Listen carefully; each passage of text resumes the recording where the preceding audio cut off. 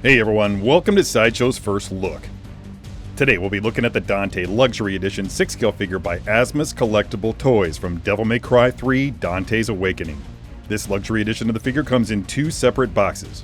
The Crimson box, which holds the figure and the book of the accessories, and an Ebony box, which contains all of the upgrades for the luxury edition. The Crimson box is a slipcover design. Removing that slipcover reveals a window cut into the box itself, granting a quick preview to the figure within. Pulling the clamshells from the respective boxes will provide you with your first glimpse at everything it comes with. In these clamshells, we see everything that comes with the collector's edition of the figure. These two clamshells contain all of the additional elements included with the luxury edition of the figure. Pulling the figure and the accessories out of the clamshells shows you just how extensive your options are for displaying the figure. There's Dante in the center, standing atop his base and next to the alternate portrait with a battle cry expression. To the right are all of the accessories included with the collector's edition of the figure, including the Kalina Ray with its side grip, the Rebellion sword, the Perfect Amulet, and the ebony and ivory pistols. Arrayed in front of Dante are the assortment of interchangeable hands, including a pair of gripping hands and a pair of trigger hands. To the left are all of the luxury edition accessories. Starting at the top of the included weapons rack, you can see the Nevin in its guitar configuration, the Agni and Rudara swords, the Cerberus nunchucks, and the shotgun. Now let's take a closer look at the figure. The portrait features an amazing likeness to that of the Dante character as depicted in the game. The hair is very finely sculpted and painted in shades of light gray. The figure body is encased by a sculpted torso sleeve that allows for flexibility during posing. The Crimson Duster is a faux leather material and features such details as beautifully downscaled zippers at the front and the sleeves, as well as a harness at the back with twin holsters for the pistols. The coat features hidden wires at the seams, allowing it to be manipulated to simulate motion. The pants are likewise comprised of that same faux leather, with multiple panels leading down to the soft sculpted boots at his feet. The alternate portrait is of the same quality as the one that comes on the figure. Dante's mouth is wide open in a battle cry, and there are excellent details of paintwork to be seen inside the portrait's mouth. The Rebellion sword can be attached to the back of the coat by way of a magnet. The grip for the Kalina can be attached to the keyhole on the weapon's left side. When not being wielded, the ebony and ivory pistols can be displayed in a set of holsters at the back of the jacket. In addition to the relaxed hands that come on the figure, you'll also have the option of using any of these additional hands, including a pair of gripping hands and a pair of trigger hands.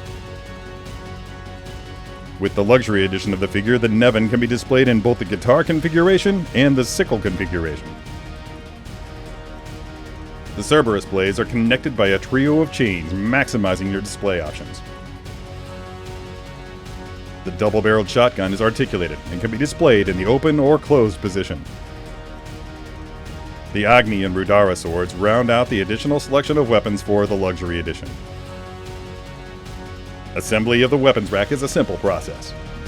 First, attach the two pegboard segments together. You'll use these cross pieces that come packaged with the hooks. With that done, you can then drop the assembled pieces into this slot on the rack's base.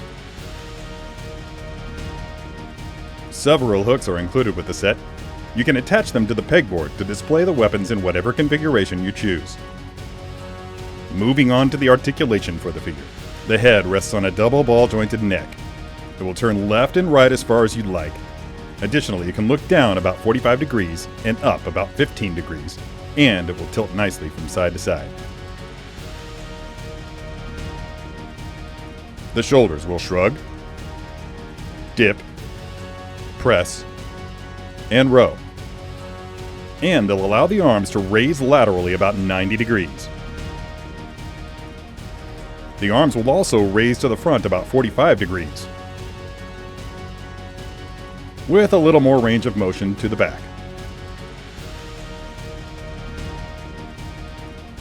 There's about 90 degrees of flex to be had at the elbows, and the arms will rotate at a joint just above the bicep. The soft sculpted torso is flexible and will give you about 10 degrees of ab crunch, with about 15 degrees of extension. Lateral crunch hits about 10 degrees as well. And you'll be able to achieve a slight bit of torso twist. The legs will raise laterally about 90 degrees. They'll also raise about 90 degrees to the front and about 45 degrees to the back. The double jointed knees will give you about 135 degrees of flex. And the legs will rotate at the joint in the thigh.